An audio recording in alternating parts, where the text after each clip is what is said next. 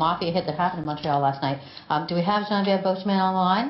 We do indeed. Okay, Geneviève, it's Bev. What can you tell me about this hit?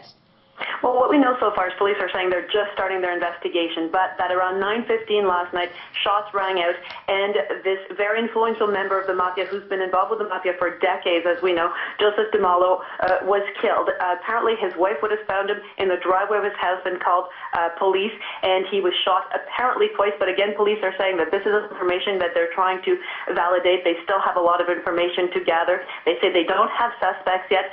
They don't know exactly who would have been involved in this hit, but they're saying that this is quite a stunning development to a certain extent because, as I said, this was a very influential member of the mafia for decades. He was known to be the number 2 in the mafia. He's been involved in the business since the 70s, and so certainly another hit in the Montreal mafia. Yeah, and Geneviève, we've been talking about this a lot in the news because police did expect there to be a power struggle, maybe better put, an ongoing power struggle as to who was going to run all of this. So I gather there's a bit of what police are thinking is a hit list and that he was on it? Well, possibly. There has been a power struggle that has been going on for years in Montreal. Vito Rizzuto, who is the reputed head of the Montreal Mafia for several years, was sent to jail, as you may remember, on racketeering charges. While he was in jail, both his son, Nick Rizzuto Jr., and his father, Nick Rizzuto Sr., were gunned down. They were killed.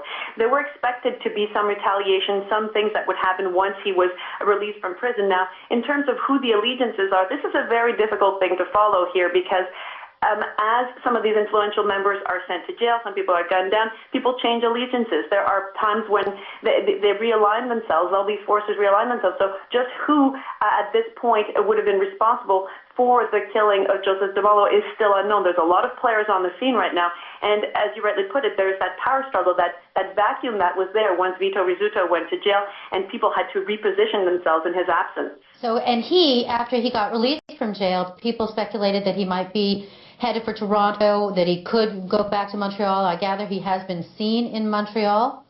He has been spotted in Montreal. We were told that his first stop in Canada would be Toronto, and there was some speculation that he perhaps would try to relocate there because he does have family in that area, as well as the fact that this really, Montreal may not have been the best place to conduct business once he returned, as there had been so many changes while he was away.